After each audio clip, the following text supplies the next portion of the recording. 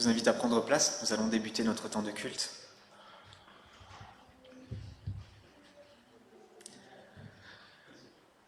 Que la paix et la joie de notre Seigneur Jésus-Christ nous accompagnent tout au long de ce temps de célébration qui nous rappelle sa venue. Dans ce temps de l'Avent, nous préparons nos cœurs à la venue de Jésus, à Noël, mais aussi dans nos vies et dans nos cœurs. Avant signifie avènement, venue.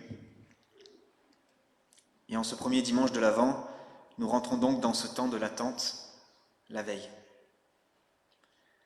La grâce, la miséricorde et la paix sont avec vous de la part de Dieu le Père et de la part de Jésus-Christ, le Fils du Père, dans la vérité et dans l'amour. Notre salut est dans le nom du Seigneur Dieu, qui est, qui était et qui vient. Amen. Je vous invite à vous lever pour le premier chant, Aube nouvelle.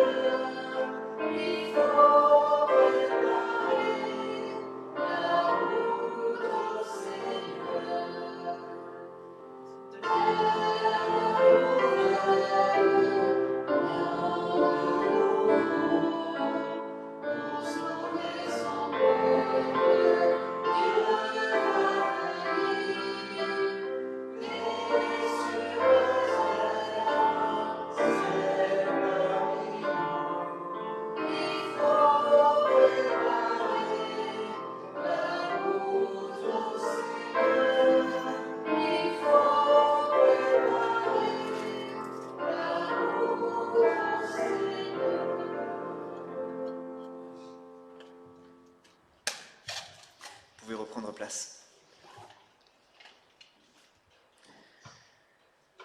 Nous continuons donc notre temps de louange et d'adoration au Seigneur. Dieu notre Père, ami des hommes, nous te bénissons. Tu as tellement aimé le monde que tu nous as donné ton propre Fils pour qu'en lui nous soyons sauvés. Seigneur Dieu, nous t'acclamons. Jésus-Christ, Fils de Dieu, notre Sauveur, nous te bénissons. Tu t'es fait l'un d'entre nous, afin qu'en toi nous devenions fils de Dieu. Seigneur Jésus, nous t'acclamons. Esprit de Dieu, lumière des cœurs, nous te bénissons. Tu nous fais découvrir en Jésus, venu jusqu'à nous dans l'humilité, celui qui reviendra avec puissance et grande gloire. Seigneur, Esprit Saint, nous t'acclamons. Amen. J'invite Laura pour une lecture dans l'évangile de Marc au chapitre 13.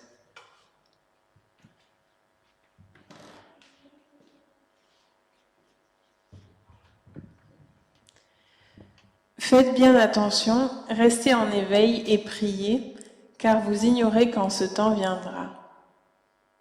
Cela se passera comme pour un homme qui part en voyage. Il laisse sa maison, remet l'autorité à ses serviteurs, indique à chacun son travail et ordonne au portier de rester éveillé. Restez donc vigilants, car vous ne savez pas quand viendra le maître de la maison, le soir ou au milieu de la nuit, ou au chant du coq, ou le matin. Qu'il ne vous trouve pas endormis quand il arrivera tout à coup. Ce que je vous dis, je le dis à tous. Restez vigilants.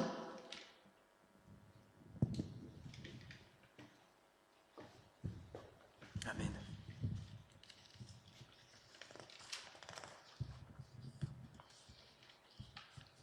Je vais inviter la famille Roberts à s'avancer. Il y a une tradition habituellement, c'est d'allumer une bougie, la première bougie de l'Avent, et ce jusqu'à Noël. Donc nous allons allumer cette bougie et lire un passage qui nous annonce la venue du Messie dans l'Ancien Testament.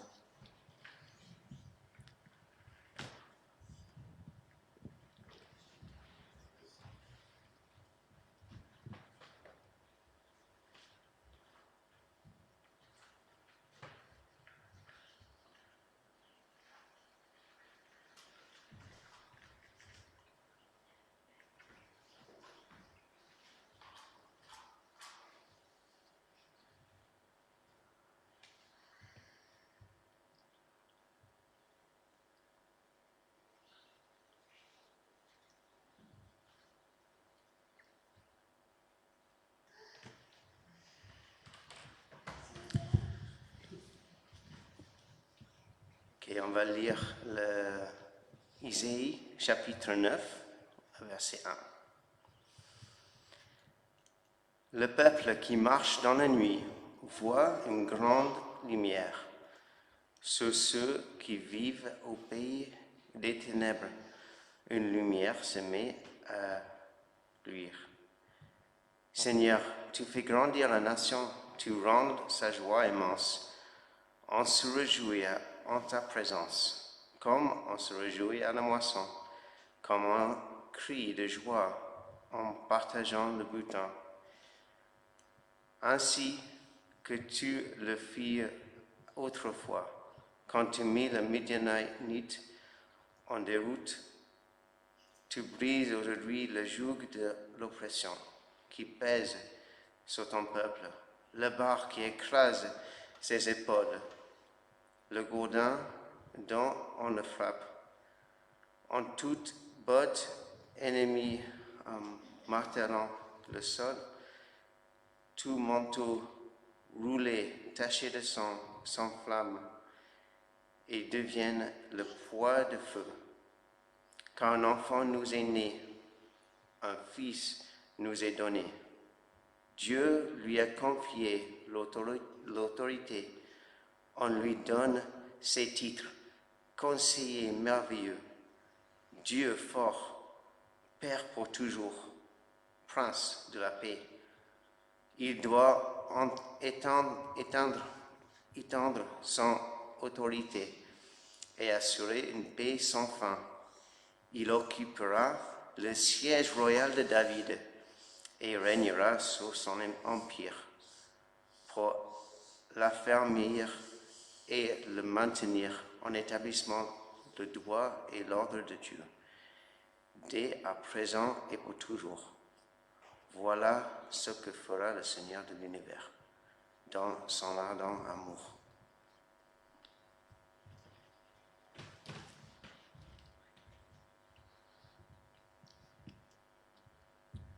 Nous allons maintenant prier ensemble.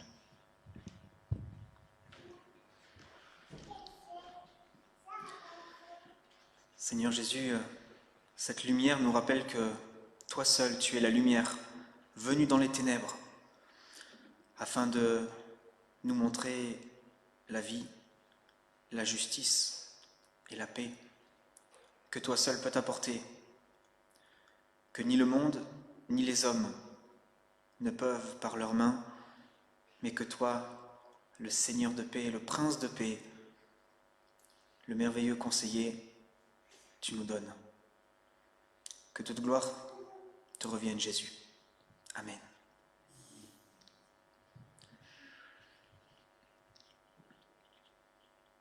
Je nous invite maintenant à courber nos cœurs afin de confesser nos péchés au Seigneur.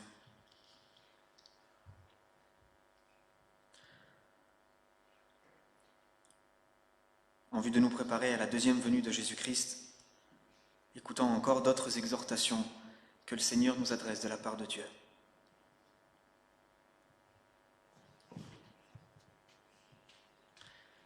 Nous lirons donc Matthieu chapitre 24, les versets 42 à 51.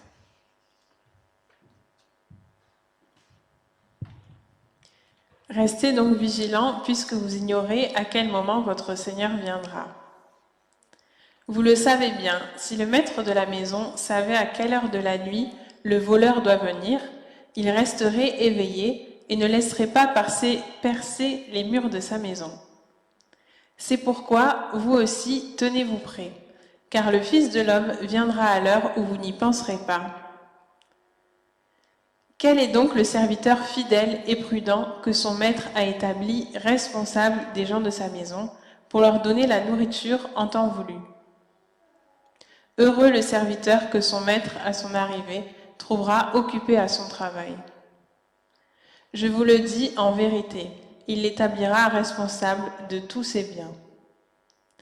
Mais si c'est un mauvais serviteur qui se dit en lui-même « Mon maître tarde à venir », s'il se met à battre ses compagnons, s'il mange et boit avec les ivrognes, le maître de ce serviteur viendra le jour où il ne s'y attend pas et à l'heure qu'il ne connaît pas. Il le punira sévèrement et lui fera partager le sort des hypocrites. C'est là qu'il y aura des pleurs et des grincements de dents.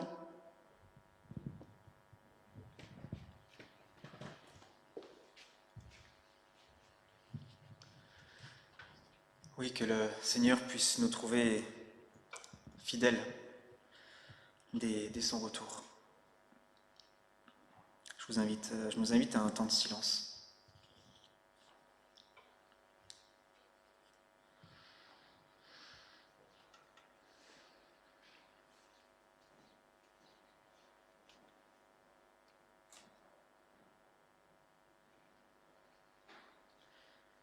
Père Tout-Puissant et miséricordieux, qui nous a créés pour ton service et pour ta gloire, nous confessons que nous avons violé tes commandements et péché contre toi. Nous t'avons offensé par nos actes, par nos paroles, par nos pensées et par les affections coupables de nos cœurs. Nous n'avons pas fait ce que tu nous ordonnes et nous avons fait ce que tu nous défends. Notre faute est d'autant plus grande que nous avons été plus éclairés. Tu as gravé ta loi sur nos consciences, tu nous as fait connaître ta volonté par ta parole. Tu nous as révélé la grandeur de ton amour en nous donnant ton Fils. Nous sommes donc, ô Dieu, sans excuse. Et si tu nous traitais selon ta justice, aucun de nous ne pourrait subsister devant toi. Mais Seigneur, nous implorons ton pardon. Aie pitié de nous, Père de grâce, pour l'amour de Jésus-Christ, ton Fils bien-aimé, qui a versé son sang pour nous sur la croix. Crée en nous un cœur nouveau qui t'aime et une volonté qui soit soumise à la tienne. Crée en nous un cœur qui aspire à ton retour et s'y prépare. Un cœur qui dit « Oui, Seigneur Jésus, viens bientôt. » Amen. Nous resterons assis pour le prochain chant. Pardon, Seigneur, pardon.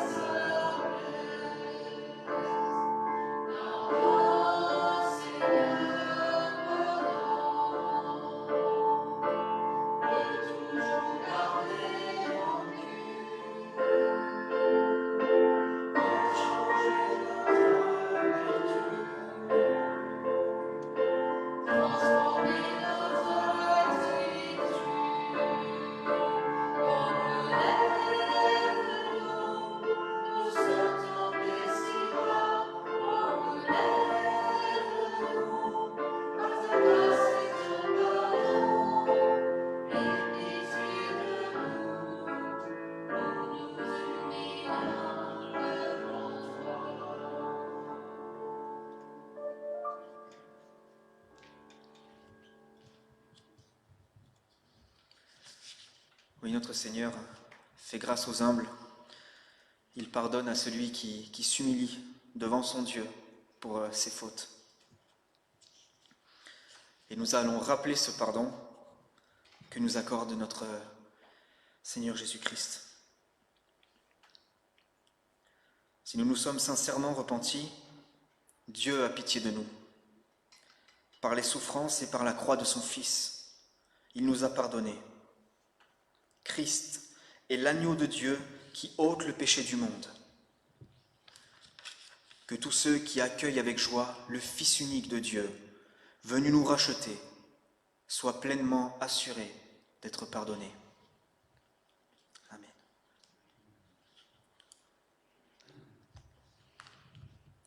Nous allons maintenant lire un passage dans l'Épître aux Hébreux, au chapitre 9, les versets 24 à 28.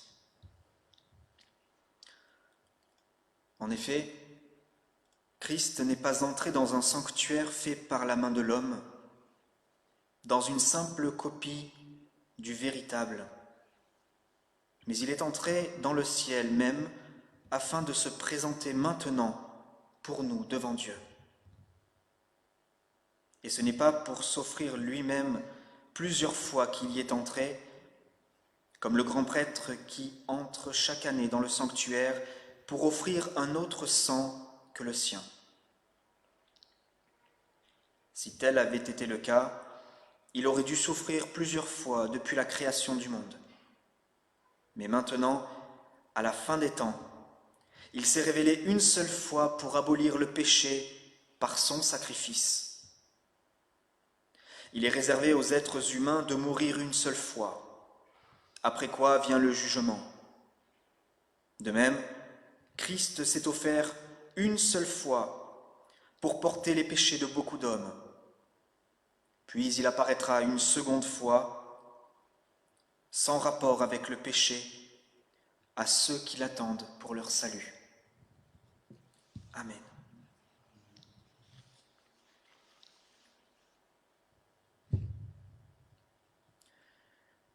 Et au vu de tout ce que nous venons d'entendre, nous avons une espérance. Nous pouvons être sûrs que le Seigneur va revenir malgré toutes les souffrances et les misères que nous voyons dans ce monde. Et le Seigneur Jésus, qui est le Prince de la paix, établira une paix parfaite sur la planète tout entière et anéantira toute forme d'injustice. Louons-le et remercions-le pour cet espoir. Le prochain chant va nous parler de cet espoir que nous avons en Jésus seul, car nous savons qu'aucun homme, qu'aucun politicien n'a de solution véritable pour mettre fin à la souffrance dans le monde. Chantons donc en Jésus seul est mon espoir. Je vous invite à vous lever. Bien qu'on le rage devient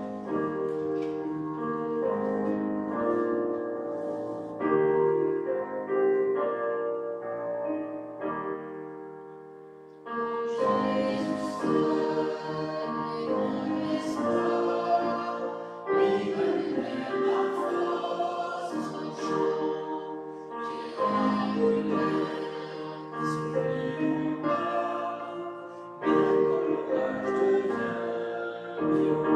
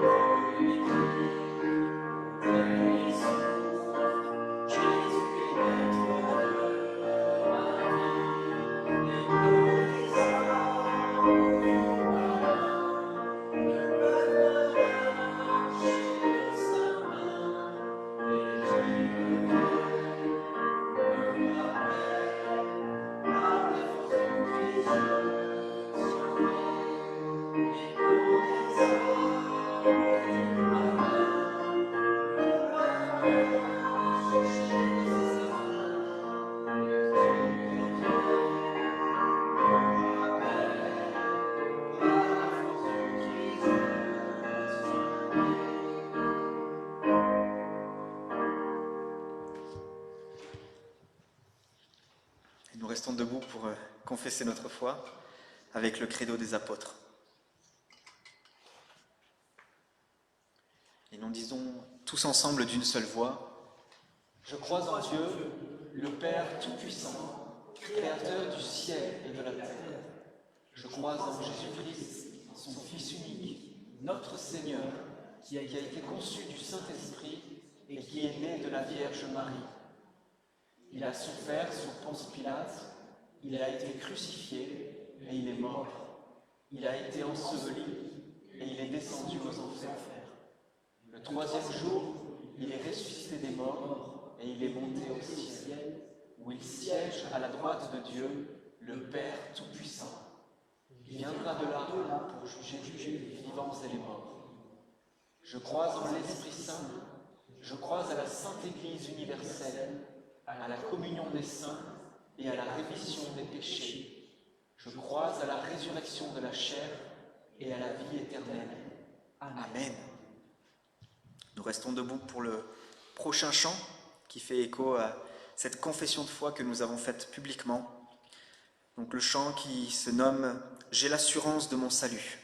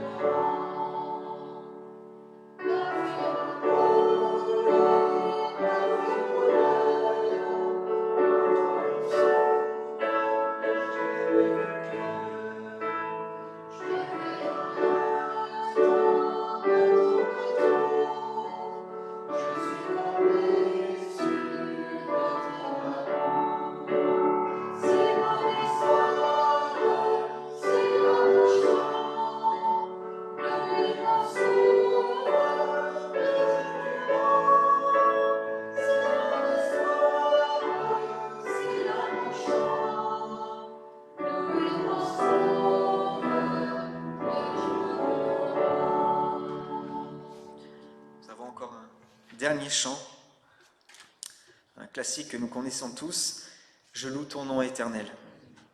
Louons donc le Seigneur.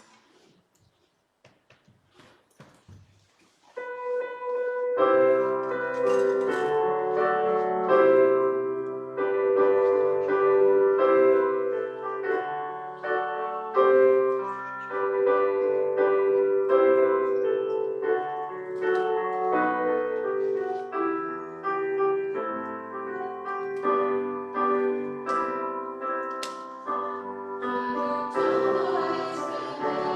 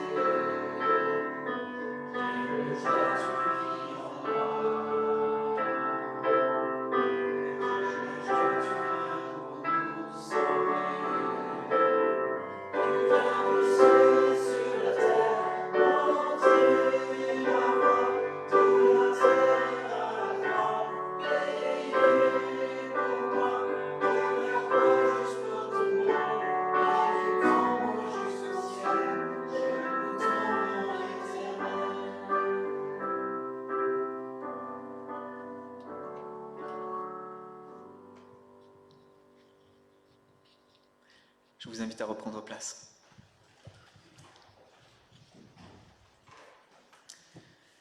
C'est maintenant le temps de l'offrande. Nous offrirons maintenant nos dons pour le service de l'Église. Mais souvenons-nous de la parole de l'apôtre. Quand je distribuerai tous mes biens pour la nourriture des pauvres, si je n'ai pas l'amour, cela ne me sert de rien.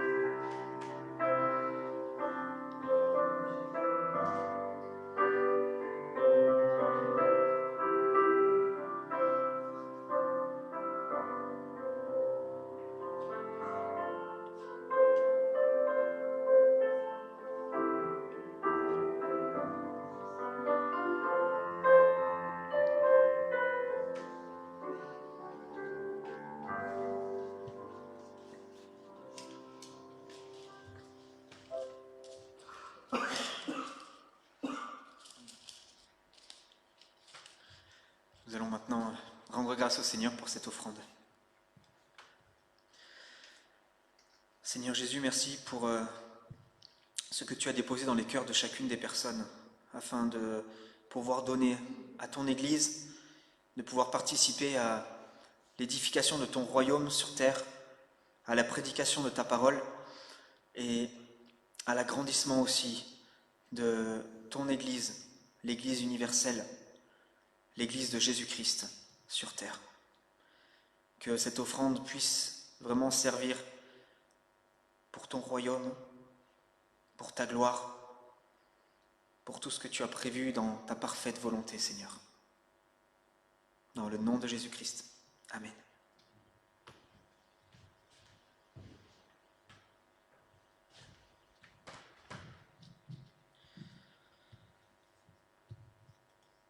J'invite maintenant les enfants à s'approcher.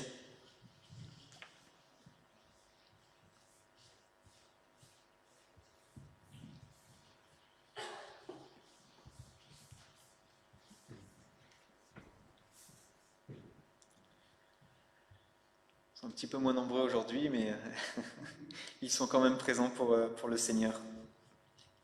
Nous pouvons prier ensemble pour eux et pour l'enseignement qu'ils vont recevoir ce matin. Seigneur Jésus-Christ, merci pour ces enfants, merci pour la relève qu'ils vont prendre dans ton corps qu'est l'Église.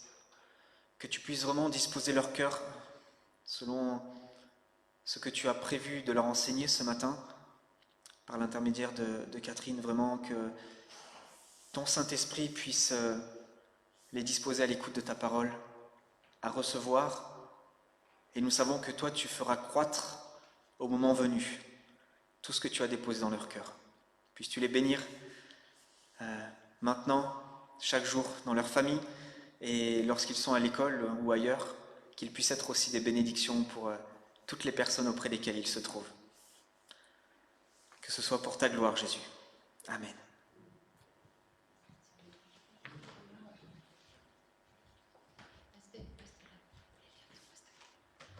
Pardon. Comme après, moi, je descends, je ne vous vois plus. Deux choses. J'ai mis un message sur le groupe WhatsApp, mais je sais que tout le monde n'est pas dans le groupe de l'Église. Donc, depuis 2 semaines, vous avez apporté des denrées pour les étudiants. Une des responsables est venue lundi dernier pour chercher ce que vous avez apporté. Et donc, c'est l'Armée de Salut qui organise, pour ceux qui ne connaissent pas. Elle est venue avec un sac et un autre cabas. Et quand elle a vu tout ce qu'il y avait, elle n'en revenait pas. Donc, je voulais vous remercier déjà pour ça. Et comme j'ai mis dans le groupe WhatsApp, on peut aussi prier pour ces étudiants. qui se trouvent dans des situations plus que précaires souvent. Et donc tout ce que vous avez apporté, ça va beaucoup les aider. Aussi, il faut savoir qu'il fait très froid. Plusieurs personnes ce matin m'ont dit « Oh là là, il fait froid ». Il faut savoir qu'à Marseille, il y a des gens qui dorment encore dehors, qui n'ont pas de toit. Donc priez pour ceux qui travaillent parmi eux, parce que nous sommes des privilégiés par rapport à ça. Et pour les familles, vous savez, c'est la saison des virus. Il y a plusieurs malades dans les petits, ils sont à l'école. Et aussi une maman qui est partie en mission professionnelle, donc elle doit partir plusieurs mois à la fois.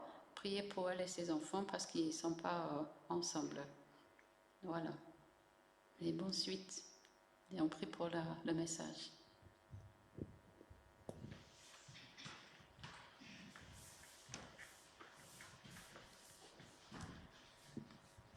C'est maintenant le temps de la prédication. Je laisse donc la place à Michael.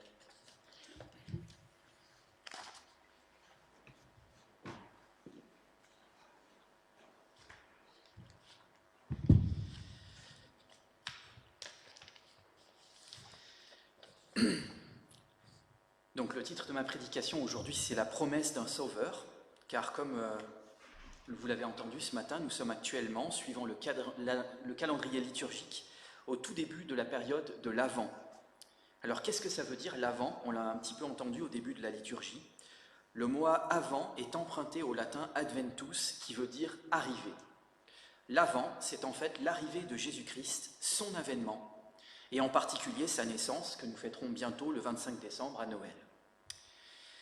Alors pour nous préparer à fêter cette première venue dans le monde de notre Sauveur et Seigneur Jésus-Christ de Nazareth, il sera intéressant de lire le premier texte biblique qui nous annonce pour la toute première fois et des milliers d'années à l'avance la venue de notre Sauveur. C'est pourquoi nous allons lire dans Genèse chapitre 1 et chapitre 3.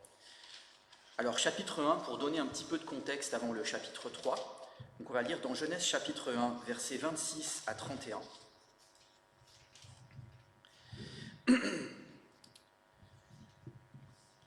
Donc ça nous parle de la création de l'être humain.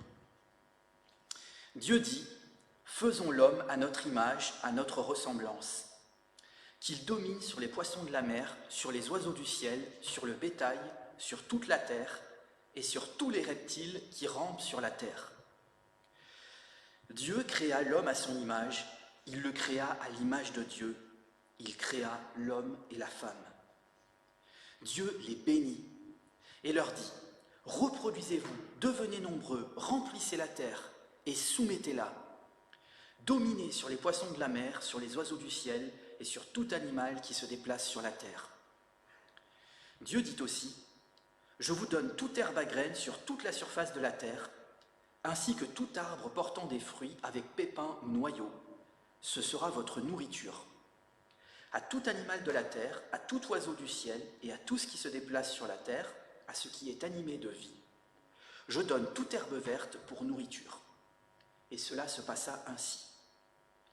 Dieu regarda tout ce qu'il avait fait, et il constata que c'était très bon. Il y eut un soir et il y eut un matin, ce fut le 6e jour. Ensuite, nous allons lire un petit peu plus loin dans la Genèse, au chapitre 3, versets 1 à 24. Donc là, le chapitre que je viens de vous lire, l'extrait du chapitre, que je viens de vous lire, nous parle de la création de l'être humain après la création des cieux et de la terre. Et là, ce chapitre 3 que je vais vous lire maintenant nous raconte la chute de l'humanité, donc une tragédie, mais qui va quand même s'accompagner de cette fameuse promesse d'un sauveur que nous commençons déjà de fêter ce matin. Donc Genèse chapitre 3, à partir du verset 1. Le serpent était le plus rusé de tous les animaux sauvages que l'Éternel Dieu avait fait. Il dit à la femme, « Dieu a-t-il vraiment dit, vous ne mangerez aucun des fruits des arbres du jardin ?» La femme répondit au serpent, « Nous mangeons du fruit des arbres du jardin. Cependant, en ce qui concerne le fruit de l'arbre qui est au milieu du jardin, Dieu a dit, vous n'en mangerez pas et vous n'y toucherez pas, sinon vous mourrez. » Le serpent dit alors à la femme, « Vous ne mourrez absolument pas, mais Dieu sait que le jour où vous en mangerez, vos yeux s'ouvriront, et vous serez comme Dieu, vous connaîtrez le bien et le mal. » La femme vit que l'arbre était porteur de fruits bons à manger, agréable à regarder et précieux pour ouvrir l'intelligence. Elle prit de son fruit et en mangea. Elle en donna aussi à son mari qui était avec elle, et il en mangea. Leurs yeux à tous les deux s'ouvrirent, et ils prirent conscience qu'ils étaient nus. Ils attachèrent des feuilles de figuier ensemble et s'en firent des ceintures. Quand ils entendirent la voix de l'Éternel Dieu en train de parcourir le jardin vers le soir, l'homme et sa femme se cachèrent loin de l'Éternel Dieu, au milieu des arbres du jardin. Cependant, l'Éternel Dieu appela l'homme et lui dit : « Où es-tu » Il répondit : « J'ai entendu ta voix dans le jardin et j'ai eu peur parce que j'étais nu. Alors je me suis caché. » L'Éternel Dieu dit : « Qui t'a révélé que tu étais nu ? Est-ce que tu as mangé du fruit de l'arbre dont je t'avais interdit de manger ?» L'homme répondit : « C'est la femme que tu as mise à mes côtés qui m'a donné de ce fruit et j'en ai mangé. » L'Éternel Dieu dit à la femme : « Pourquoi as-tu fait cela ?» La femme répondit : « Le serpent m'a trompé et j'en ai mangé. » L'Éternel Dieu dit au serpent : « Puisque tu as fait cela, tu seras maudit parmi tout le bétail et tous les animaux sauvages. Tu marcheras sur ton ventre et tu mangeras de la poussière tous les jours de ta vie. Je mettrai l'hostilité entre toi et la femme, entre ta descendance et sa descendance. Celle-ci t'écrasera la tête et tu lui blesseras le talon. » Il dit à la femme : « J'augmenterai la souffrance de tes grossesses, c'est dans la douleur que tu mettras des enfants au monde. Tes désirs se porteront vers ton mari, mais lui, il dominera sur toi. »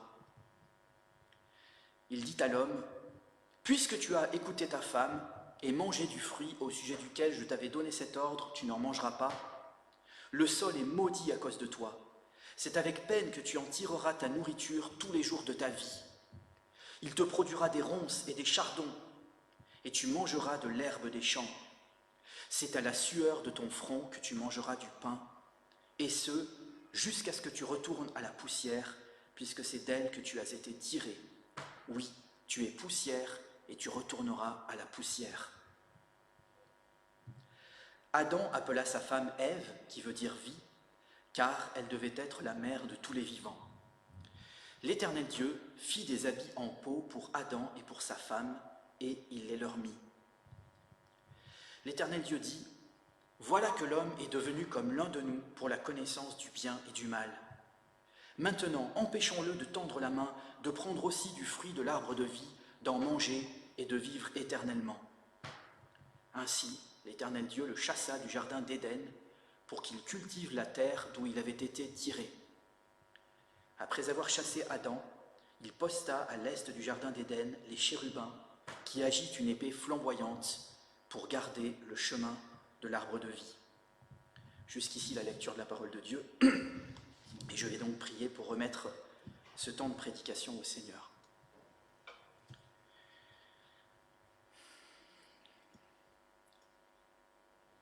Seigneur mon Dieu, Père Céleste, merci parce que, au sein de notre tragédie, depuis la chute d'Adam et Ève dans le péché, tu es venu te manifester, tu ne nous as pas laissés livrés à nous-mêmes, tu ne nous as pas non plus exterminés, détruits alors que nous sommes pécheurs, mais tu as choisi de te manifester à nous au travers de ton Fils Jésus-Christ.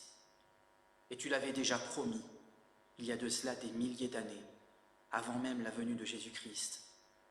Merci parce que dans ta parole, dans l'Ancien Testament, nous avons plus de 300 prophéties qui nous parlent de la venue de ton Fils Jésus-Christ.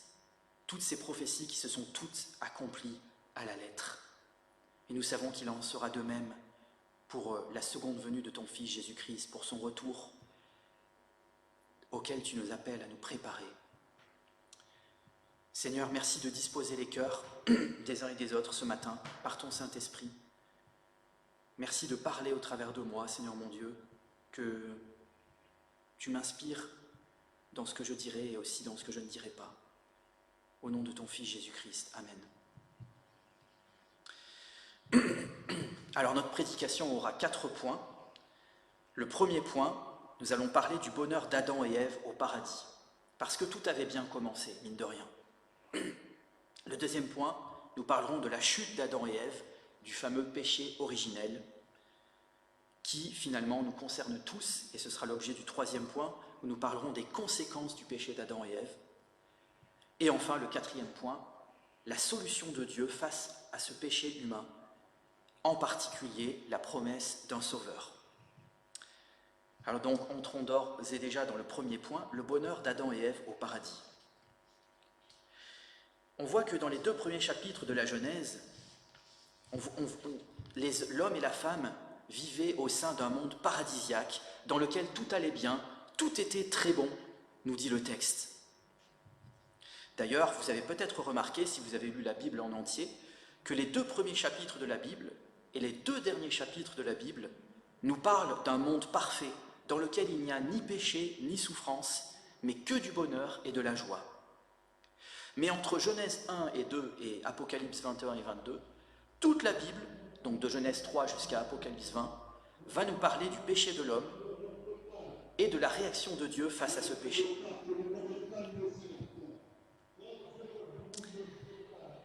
Donc c'est seulement à partir de Genèse 3 que les problèmes commencent. Car avant cela, Dieu a créé un monde parfait dans lequel, comme vous l'avez sans doute entendu, la mort humaine ou animale n'existait pas, puisque les hommes comme les animaux étaient végétariens. Un monde dans lequel il n'y avait pas de violence humaine, pas de prédation animale. Un monde au sein duquel le premier couple humain filait le parfait bonheur dans un amour harmonieux. Un monde que Dieu a qualifié 6 fois de fondamentalement bon et même de très bon, lorsque Dieu décide de créer le premier couple humain, qui constitue le couronnement de sa création parfaite. Et en fait, pendant 5 jours, Dieu a créé les cieux, la terre, le soleil, les étoiles, la lune, la mer, les animaux, les végétaux. Il a comme préparé et aménagé toute la création en vue de la venue, on pourrait même dire de l'avant, en vue de la venue de l'homme, celui que la Bible appellera le premier Adam. Donc la planète Terre a été faite pour l'homme, et non pas l'inverse, contrairement à ce qu'on entend régulièrement dans nos médias. Et l'homme et la femme seront d'ailleurs les seuls êtres à la surface de la planète qui seront créés à l'image de Dieu et à sa ressemblance, nous disent Genèse 1, versets 26 et 27 que je vous ai lus. Et c'est pourquoi le Seigneur va confier la gestion de la planète tout entière à l'homme et à la femme. Pas seulement à l'homme, mais aussi à la femme. Malheureusement, nous savons par l'histoire, et en particulier par l'actualité, que l'homme a mal géré la planète. Et dans Apocalypse 11, 18, Dieu va dire qu'il détruira ceux qui détruisent la terre. Nous avons aussi une prophétie dans Sophonie qui nous annonce la disparition de toutes les espèces animales. Et dans Apocalypse 16, nous avons une prophétie sur le fameux réchauffement climatique dont on nous parle régulièrement. Pour autant, le Seigneur ne se repent pas de son appel et de ses dons. Et ce n'est pas la création qui doit dominer l'être humain, mais l'être humain qui doit dominer la planète. Donc au départ, Adam et Ève ont été créés très bons. Si vous entendez quelqu'un calomnier le Seigneur en disant qu'il a créé l'homme pécheur, sachez que c'est faux. Et comme vous l'avez entendu, Adam et Ève vivaient dans le jardin d'Éden. Éden, ça veut dire pays des délices ou de la jouissance. Alors nous avons du mal à nous imaginer ce bonheur que pouvaient vivre Adam et Ève, parce que nous sommes nés dans un monde déchu, en proie à la guerre, à la maladie, à la souffrance, à la mort. De surcroît, nous sommes tous nés pécheurs. Donc nous ne pouvons pas nous imaginer un monde heureux et sans péché, où il n'y avait pas de guerre, pas de souffrance, pas de maladie, pas de chagrin, pas de mort. Et on voit que le projet de Dieu pour l'homme et la femme était vraiment un projet de bonheur, puisqu'il les a bénis. C'est-à-dire qu'il a prononcé le bien et le bonheur sur eux, et il a fait alliance avec eux. Et surtout, il n'y avait aucune barrière entre eux et Dieu. Et c'est ça le plus important, c'est qu'ils avaient une parfaite communion avec Dieu. Ils pouvaient jouir de tous les fruits qui étaient dans le jardin d'Éden, et en particulier du fruit de l'arbre de vie, qui leur aurait permis de vivre éternellement. Et c'est là où nous arrivons à notre deuxième point, la chute d'Adam et Ève. Car en contrepartie de toutes ces bénédictions dont ils jouissaient, Adam et Ève avaient un seul et unique interdit, un seul commandement à respecter. C'est quand même pas beaucoup. Contrairement aux 613 commandements qu'on trouve dans tout l'Ancien Testament, eux, ils avaient un seul commandement. Et ce commandement était le suivant: tu pourras manger de tous les fruits des arbres du jardin, mais tu ne mangeras pas le fruit de l'arbre de la connaissance du bien et du mal, car le jour où tu en mangeras, tu mourras, c'est certain. Il y avait donc un seul arbre, un seul fruit qui leur était interdit, et Dieu savait pourquoi, comme on le verra dans la suite. Et ça nous dit quelque chose pour nos propres vies. Ça nous dit que lorsque le Seigneur nous interdit ou nous commande quelque chose, c'est toujours par amour pour nous, c'est toujours pour notre bien.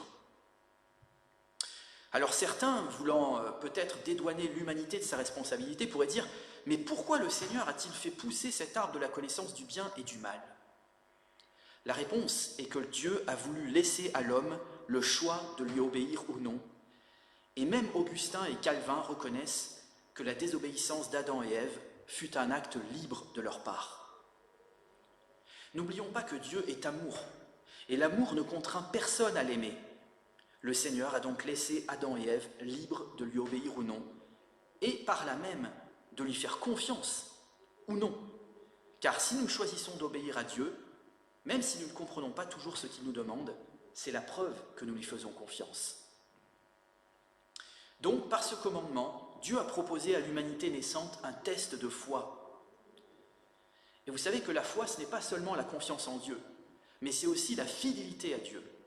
Et cette fidélité, elle se manifeste par l'obéissance à ce que le Seigneur demande. Et on voit que nos premiers parents n'avaient pas encore fini de manger de tous les arbres, que déjà Satan, le tentateur, arrive. Oui, car le serpent n'est autre que Satan, comme on le sait par Apocalypse chapitre 12. Mais vous savez, Satan, qui est l'auteur du mal sur la terre, n'aurait jamais rien pu faire sans la collaboration active d'Adam et Ève.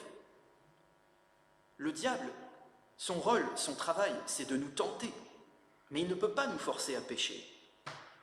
Donc nous ne pouvons pas accuser Dieu ou même le diable lorsque nous péchons, car l'apôtre Jacques va nous dire que ce sont nos propres convoitises, les convoitises de nos cœurs, qui sont à l'origine de nos chutes quotidiennes dans le péché. Mais le plus tragique dans cette histoire, c'est que nos premiers parents auraient dû et auraient pu dominer sur le serpent derrière lequel se cachait Satan. Car comme je vous l'ai lu en Genèse 1, 26, Dieu leur a dit de dominer sur les poissons de la mer, sur les oiseaux du ciel, sur le bétail, sur toute la terre, et Dieu continue, et sur tous les reptiles qui rampent sur la terre. Donc vous avez noté ce qui arrive en fin de liste, les reptiles qui rampent sur la terre. Ce sont ceux sur lesquels il est peut-être le moins facile de dominer, car Genèse 3 nous apprend que le serpent était le plus rusé de tous les animaux sauvages que Dieu avait faits. Et le serpent, il a séduit Ève par sa ruse. Mes amis, sachez que le diable ne va jamais arriver en disant « Coucou, je suis le diable », mais il va se déguiser en ange de lumière. Vous savez qu'on n'attrape pas les mouches avec du vinaigre. Et le serpent, à l'époque où ce texte a été écrit, dans le Proche-Orient ancien, le serpent évoque la séduction des puissances occultes, la pratique de rites magiques. Vous êtes peut-être frappés, tout comme moi, par le fait que dans beaucoup de civilisations, il y a un culte rendu à un dieu serpent. Et nous savons qui est ce serpent. Nous le savons par la Bible. Et un serpent est rusé. Ne sous-estimez jamais Satan. Il est appelé le malin et il est d'une intelligence supérieure à la nôtre. Et il veut entraîner un maximum de gens avec lui en enfer. Notre seule arme contre lui, c'est la parole de Dieu. Et Satan le sait bien. La preuve, comment va-t-il tenter Ève? En jetant un doute sur la parole de Dieu. Il va lui dire « Mais Dieu a-t-il réellement dit ?» Et il va même déformer cette parole, puisqu'il va dire « Est-ce qu'il vous a vraiment dit de manger aucun des arbres ?» Il adoptera la même stratégie avec Jésus. Il tentera de le faire douter de Dieu, et il va même citer sa parole hors contexte. Et en fait, finalement, le diable, en insinuant le doute sur la parole de Dieu, insinue aussi le doute sur Dieu lui-même, sur sa bonté. En fait, il essaye de faire croire à Adam et Ève que finalement Dieu ne veut pas tout leur donner. Et l'erreur de notre chère Ève a été de discuter avec Satan, de dialoguer avec lui. Tandis que Jésus, lui, quand il a été tenté par Satan, il n'a cessé de lui répondre par l'Écriture. Il est écrit, il est écrit, il est écrit. Et ce n'est que par l'Écriture que nous pourrons vaincre Satan. Ne nous fions pas à notre propre intelligence, à nos propres raisonnements, mais nous avons un fondement, et ce fondement, c'est la Bible. Et alors vous remarquerez que Satan ne s'adresse pas à Adam, mais il s'adresse à Ève. Alors il est connu que les femmes ont une sensibilité spirituelle supérieure aux hommes. D'ailleurs, au 1er siècle, il y avait plus de femmes chrétiennes que d'hommes chrétiens, et c'est toujours le cas à l'heure actuelle, il y a plus de femmes chrétiennes que d'hommes chrétiens. Et en fait, les femmes ont cette sensibilité spirituelle pour le meilleur comme pour le pire. Et Satan le sait. Et c'est pourquoi l'apôtre Paul va dire en 1 Timothée 2,14 « Adam n'a pas été trompé, alors que la femme trompée s'est rendue coupable d'une transgression. » Donc on voit que Ève, malheureusement, a été la première à pécher et qu'elle a entraîné avec elle son mari dans le mal. Et on voit que, finalement, une femme peut être capable du meilleur comme du pire. On dit d'ailleurs que derrière tout grand homme se trouve une femme. Une femme peut influencer un homme en mal ou en bien. Nous avons 2 exemples dans la Bible. Nous avons Akab et Jézabel. Donc, Akab qui était un très mauvais roi déjà, et sa femme Jézabel qui était plus mauvaise que lui et qui l'a influencé à faire beaucoup de mal, à tuer des gens notamment.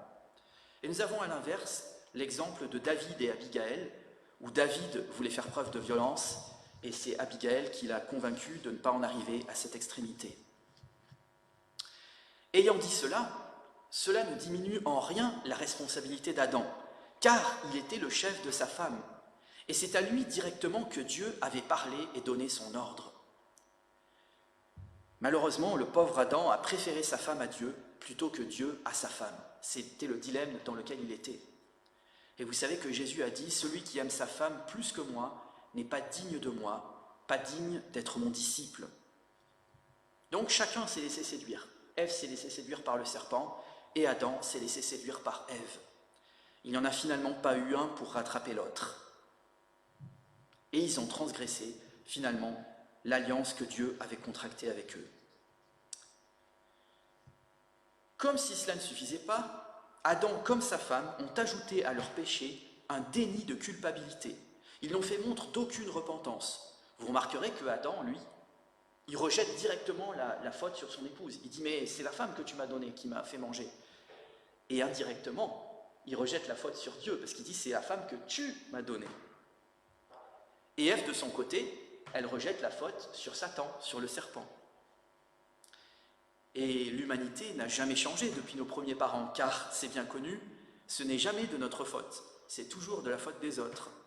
Soit de Dieu, soit de nos parents, soit de la société, soit de notre conjoint, soit du diable, enfin, on pourrait étendre la liste, mais nous nous comportons toujours en éternelles victimes, plutôt que de reconnaître que nous aussi, nous avons été des bourreaux, entre guillemets, parce que nous avons fait du mal à Dieu et aux autres par nos péchés.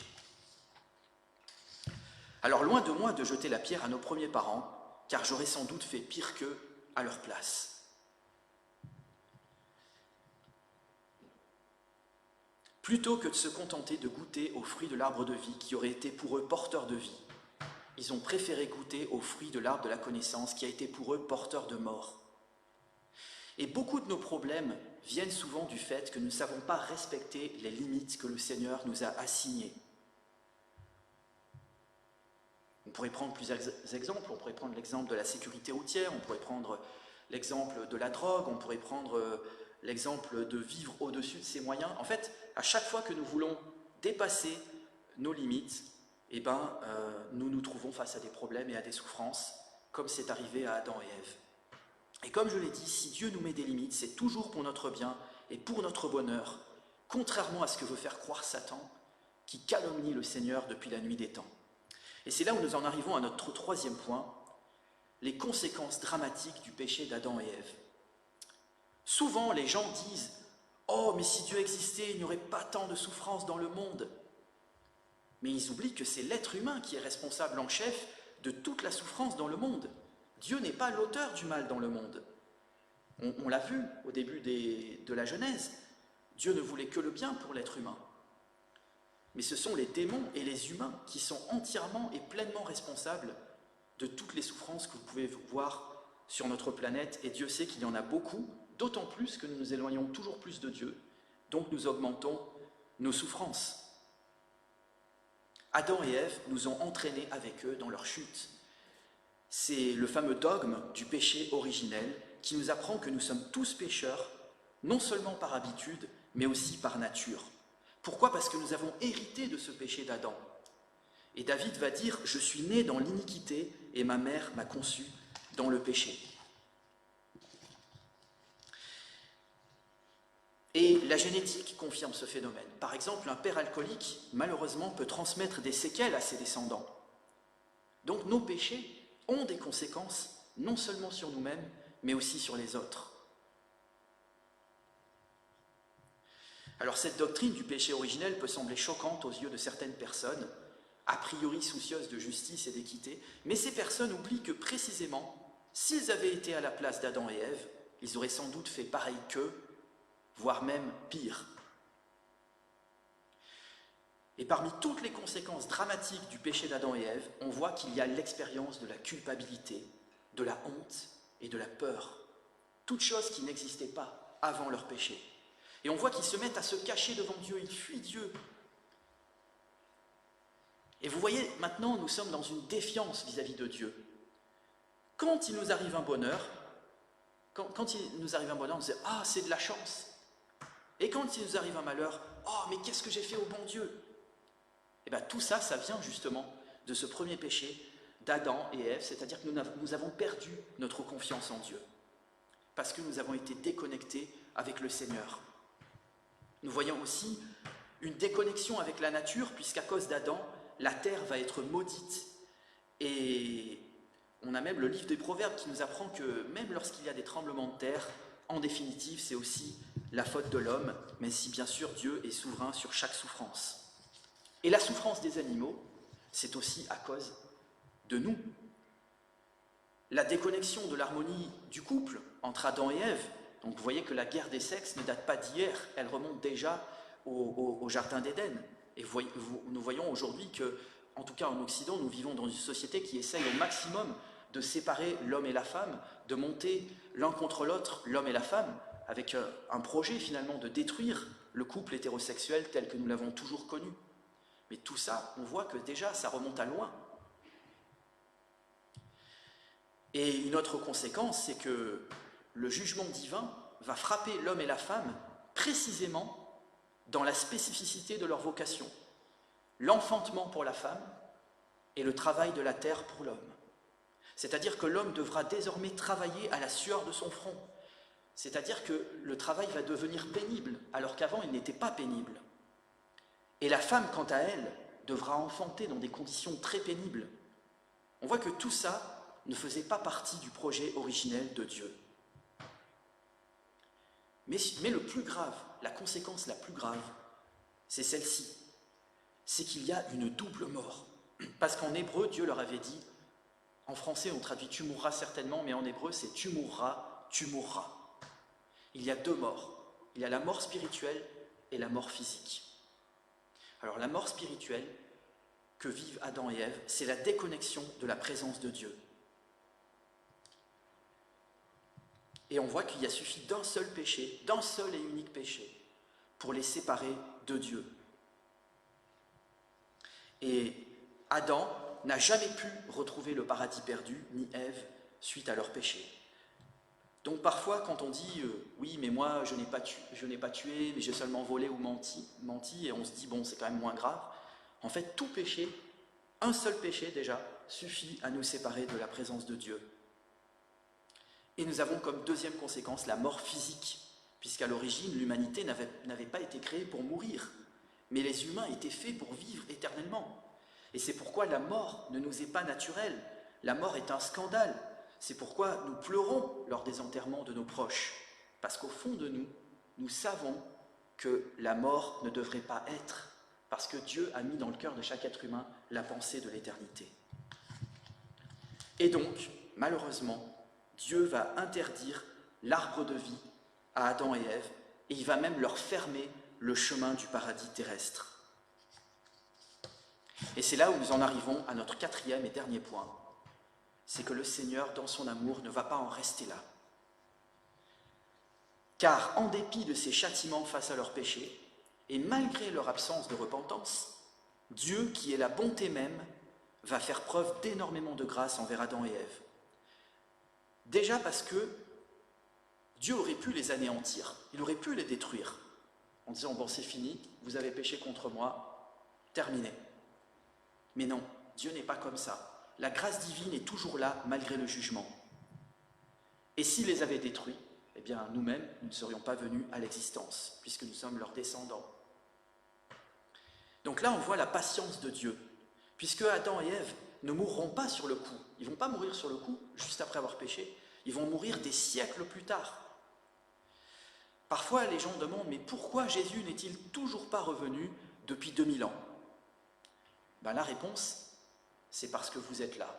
C'est parce que Dieu fait preuve de patience envers vous, parce qu'il ne veut pas que vous périssiez, mais il veut que vous vous repentiez et que vous prépariez à son retour. La deuxième grâce de Dieu qu'on voit envers Adam et Ève, c'est que, certes, Dieu maudit le serpent, il maudit la terre, mais il ne maudit pas Adam et Ève. Il ne leur retire pas sa bénédiction, et il reste à l'image de Dieu. Même si cette image a été défigurée par le péché, il reste quand même à l'image de Dieu. Et la domination sur la terre ne leur est pas ôtée, puisque Adam va continuer d'avoir une activité, même si elle sera désormais difficile, et Ève pourra enfanter.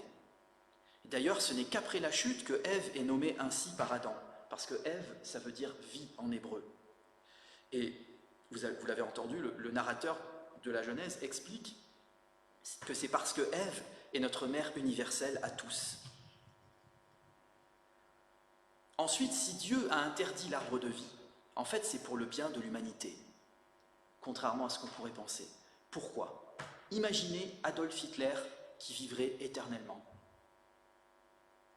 Au bout de peut-être un siècle, il n'y aurait déjà plus d'humanité. Ce serait la pire des malédictions.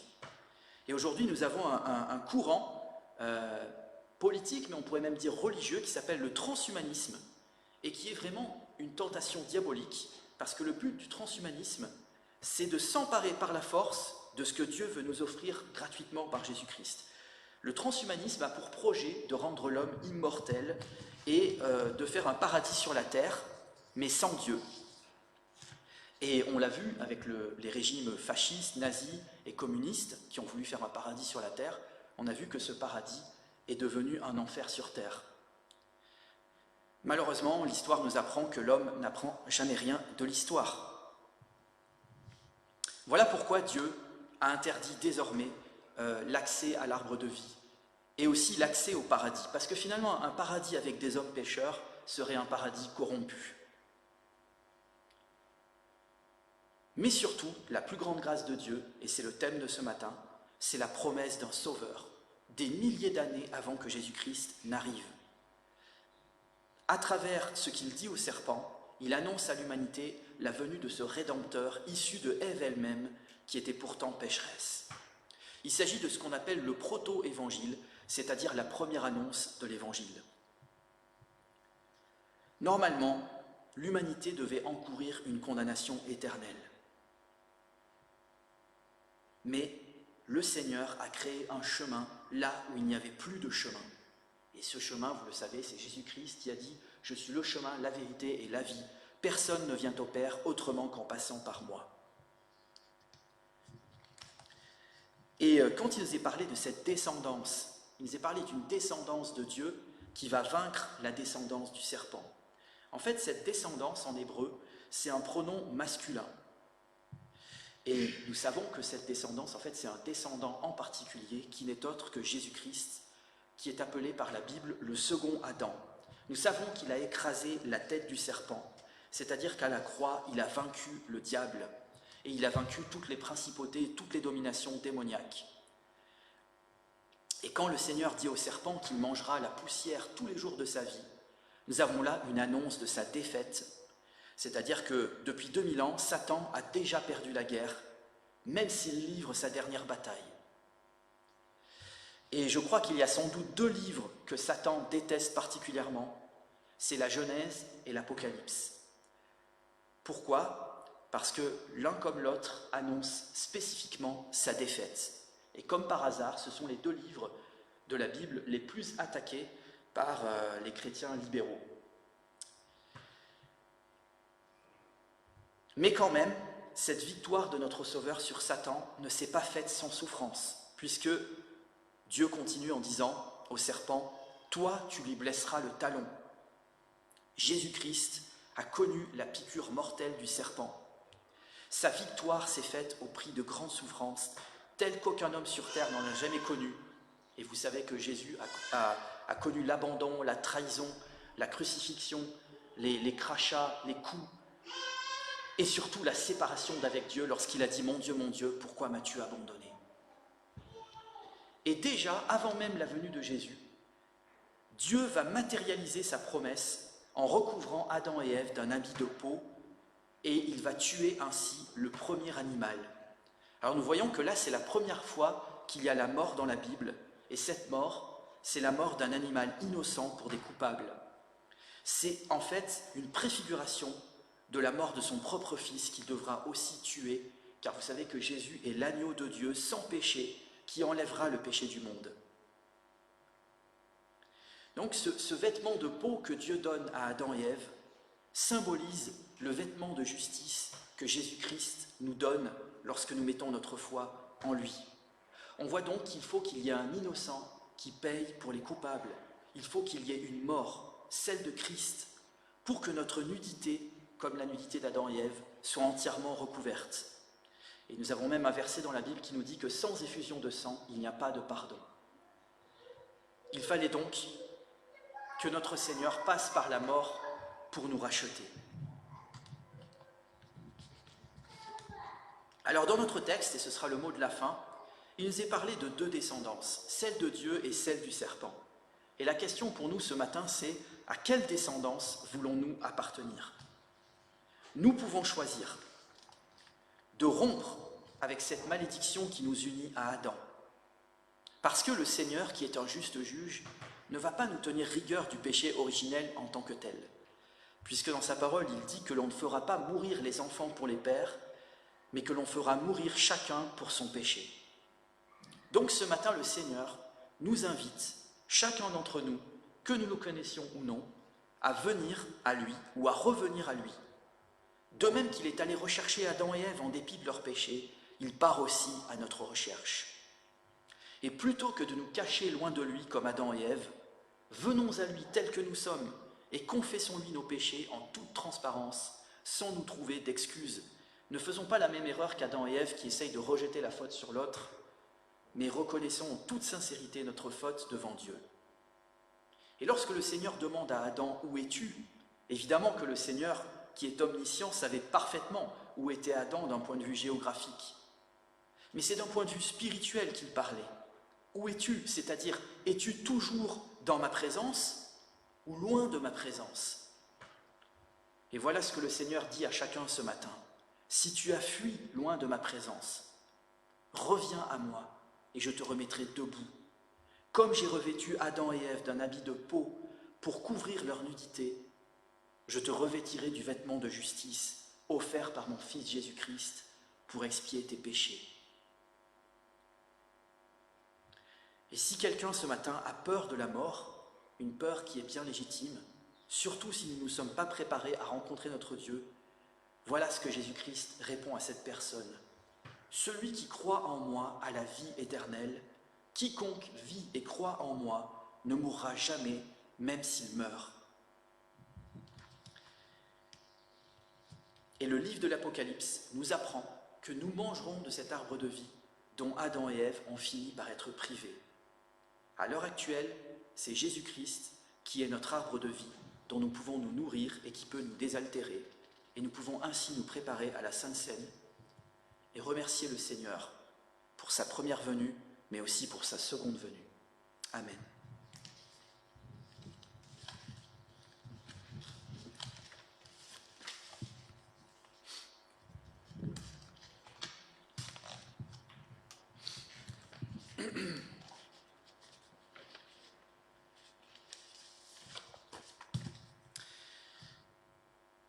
Élevons nos cœurs vers le Seigneur et rendons-lui grâce. Oui, Seigneur notre Dieu, il est bon de nous réjouir en ta présence pour le don de Jésus-Christ, ton Fils unique et bien-aimé. Il est venu nous apporter cette espérance dans laquelle le Saint-Esprit nous invite à demeurer. Comme nous l'avons entendu, par sa mort, il a vaincu la mort. Par sa résurrection, il nous ouvre toutes grandes les portes de ta demeure, où nous pourrons, avec la création tout entière, enfin libérés du mal et de la mort, vivre dans la paix parmi les chants de joie. C'est pourquoi, avec les anges, avec les croyants de tous les temps et dans tous les lieux, nous t'acclamons en proclamant « Saint, Saint, Saint est le Seigneur ». Le Seigneur Jésus, dans la nuit où il fut livré, prit du pain, et après avoir rendu grâce, le rompit et dit « Ceci est mon corps qui est pour vous, faites ceci en mémoire de moi ». De même, après le repas, il prit la coupe et dit « Cette coupe est la nouvelle alliance en mon sang. Faites ceci en mémoire de moi toutes les fois que vous en boirez. Car toutes les fois que vous mangez ce pain et que vous buvez cette coupe, vous annoncez la mort du Seigneur jusqu'à ce qu'il vienne. » Donc, vu que nous sommes dans la période de l'Avent, souvenons-nous que la Sainte Seine commémore à la fois sa première venue, mais aussi sa seconde venue pour son retour.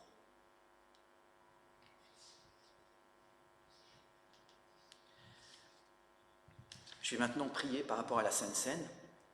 Pour le corps de ton Fils, rompu comme le pain, Père, nous te disons merci. Pour le sang de ton Fils qui scelle l'alliance nouvelle, Père, nous te disons merci. En mémoire de Jésus-Christ, nous annonçons sa mort expiatoire, nous proclamons sa résurrection triomphante, nous célébrons son règne auprès du Père et nous attendons sa venue avec confiance. Dans cette attente, Père, envoie sur nous le Saint-Esprit, afin que nous discernions le corps et le sang du Christ, et qu'il fortifie nos cœurs, comme le pain et le vin renouvellent nos corps. Sous ton regard, nous voulons nous examiner sincèrement et répondre humblement à l'invitation que tu nous adresses dans ta grâce. Nous voulons juste prendre quelques secondes de silence pour nous confesser au Seigneur avant de prendre la Sainte Seine.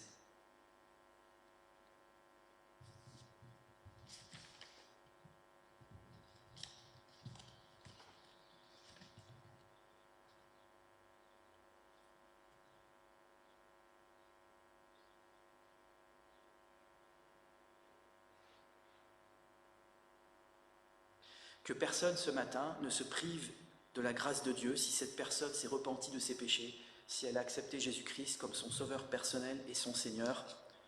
Sinon, si vous êtes encore en réflexion, vous pouvez vous abstenir. Merci Samuel pour la distribution des éléments.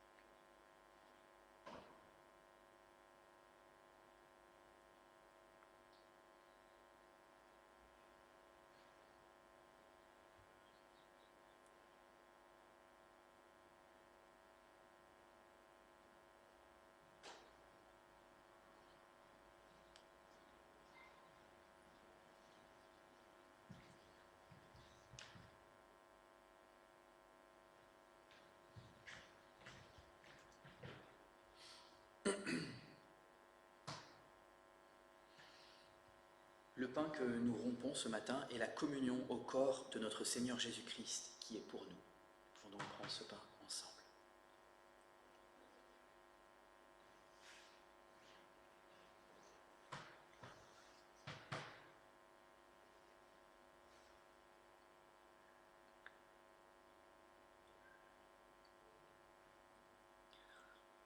La coupe de bénédiction pour laquelle nous rendons grâce est la communion au sang de notre Seigneur Jésus-Christ, le sang de la nouvelle alliance qui a été répandu pour nous pour le pardon de nos péchés. Nous pouvons donc prendre la coupe tous ensemble.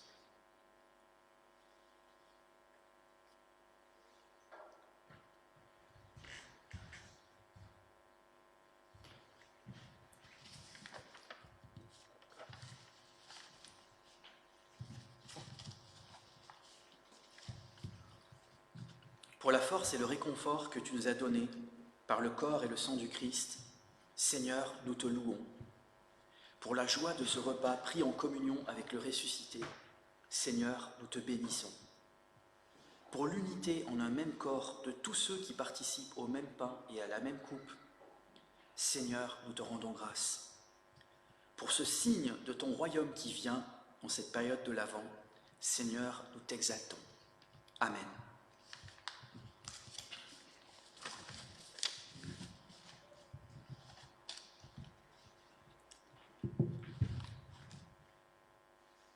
Je vais donc laisser la place à Samuel pour la suite, pour le temps d'intercession.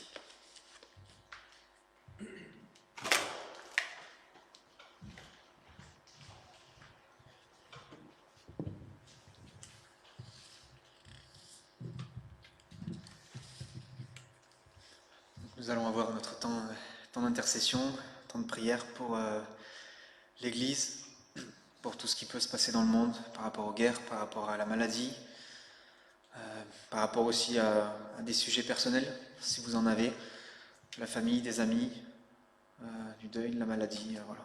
Vous avez chacun et chacune la liberté de pouvoir exprimer les sujets que vous avez à cœur,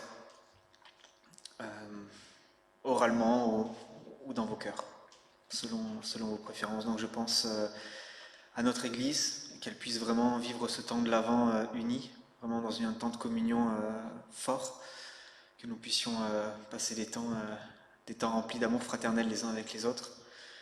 On pense aussi toujours à la situation du conflit israélo-palestinien,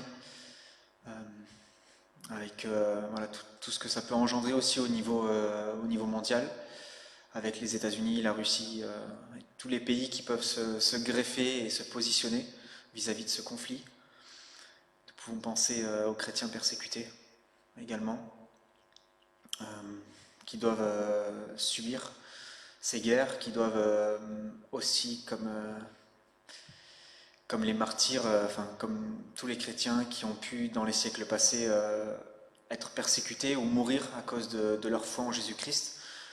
Voilà, nous pouvons penser à eux, que nous puissions prier pour eux et qu'ils puissent être encouragés, qu'ils puissent persévérer, que vraiment le Seigneur puisse agir dans leur vie. Voilà, soyez libres de faire monter vos prières vers le Seigneur.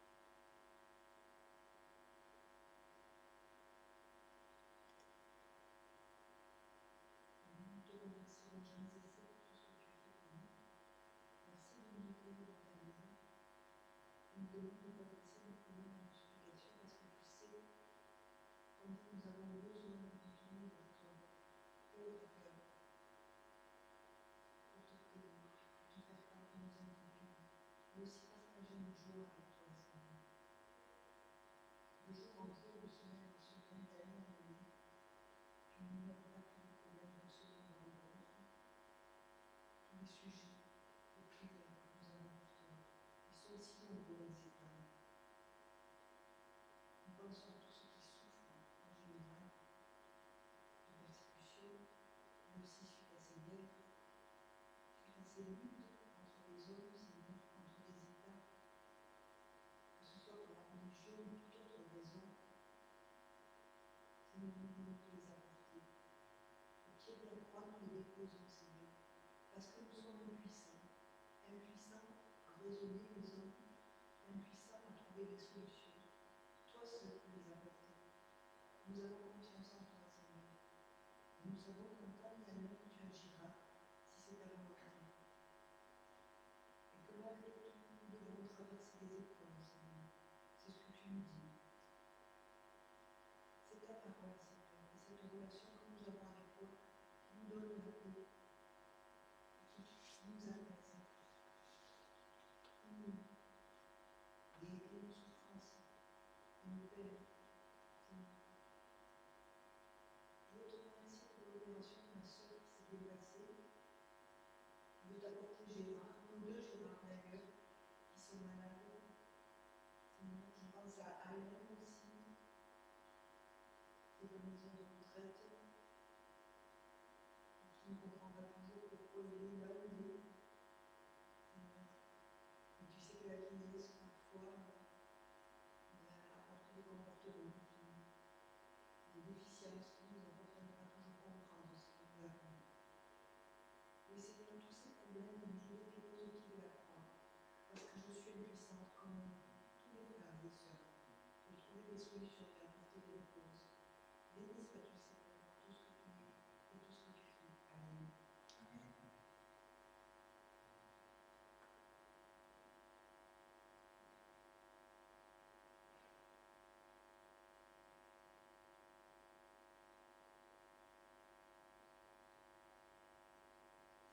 Oui, Seigneur, je veux aussi te remettre nos familles, nos amis qui peut-être ne te connaissent pas, que vraiment tu puisses te révéler à eux, Seigneur Jésus, particulièrement dans cette période de l'Avent et de Noël, qui sont aussi des occasions pour nous d'expliquer le vrai sens de Noël, d'annoncer ton évangile autour de nous.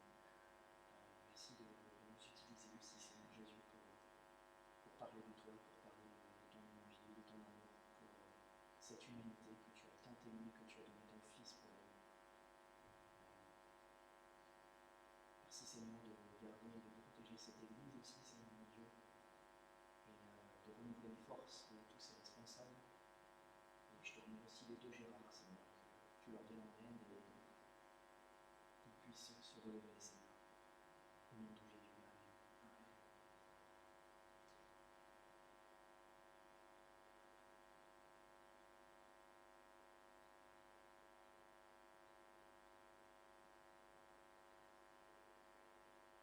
Seigneur, on te remercie pour votre présence parmi nous ce matin. On te remercie pour ce temps de joie aussi qu'on a passé ensemble. On te prie aussi pour les fêtes de Noël, que chacun puisse trouver, Seigneur, en endroit pour se retrouver avec les frères et sœurs, avec sa famille. Que ça puisse pas être un temps de solitude, mais vraiment un temps d'union, Seigneur, où tous célébrons ensemble. On te prie aussi pour le concert de gospel de la semaine prochaine, Seigneur. Que vraiment les chants puissent retentir dans ton assemblée, et que chacun puisse louer avec tout son cœur, que ce soit pas seulement pour écouter aussi, que les gens puissent vraiment avoir le cœur touché par la promesse de ton salut dans la parole de ce matin, Seigneur. Parce que tu as eu pitié de nous et malgré notre péché, tu ne nous as pas supprimé de la terre, mais tu nous as fait grâce en préparant notre salut pour nous. On te prie pour encore plus de personnes qui sont en avoir connaissance. On veut te mettre aussi cette dame par quelqu'un qui va être séparée de ses enfants.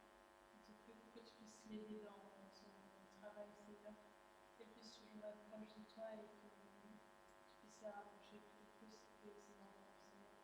Tu puisses le garder aussi la façon, Seigneur. Amen. Seigneur, je te remercie pour cette église. Seigneur, c'est une petite église, mais c'est une église unie, avec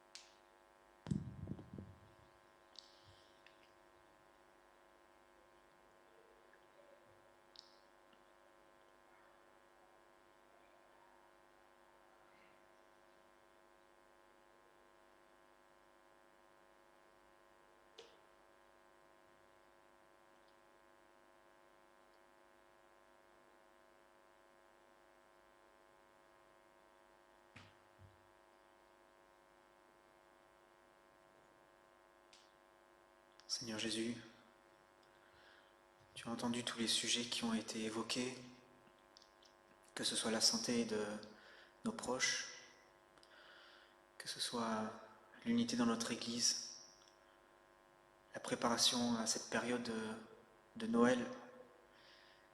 Seigneur, une période qui n'est pas celle que le monde veut nous montrer, durant laquelle nous dépensons notre argent dans des biens matériels. Mais Noël, Seigneur, c'est ta venue humblement sur cette terre, afin que l'homme puisse faire la rencontre de son Créateur. Son Créateur qui s'est tellement humilié, qu'il est descendu humainement à la rencontre de sa création, afin que celle-ci puisse connaître le salut, afin que celle-ci puisse voir combien son Dieu grand et glorieux a pu s'humilier par amour pour ses enfants. Que nous puissions nous souvenir de cela, Seigneur, pendant toute cette période de Noël, cette période de l'Avent, chaque jour de nos vies. Et que nous puissions être de véritables imitateurs de Christ, marchant dans l'humilité, ne cherchant pas notre propre intérêt, mais celui de notre prochain. Ne cherchant pas à amasser, mais à donner. Cherchant une seule chose, Seigneur, à te ressembler, Jésus-Christ. Merci pour ce temps de culte qui touche à sa fin, Seigneur. Merci pour ta présence, pour ta bénédiction sur ce lieu et sur chacun et chacune de mes frères et sœurs. Qu'ils puissent être pleinement bénis, qu'ils puissent avoir déposé leur fardeau qu'ils ont pu amasser durant la semaine au pied de ta croix. Qu'ils puissent repartir le cœur léger, encouragés par chacune de tes promesses, par ton retour, ton avènement, Seigneur. Nous prions dans le nom unique et glorieux de Jésus-Christ, seul Seigneur et Sauveur. Amen.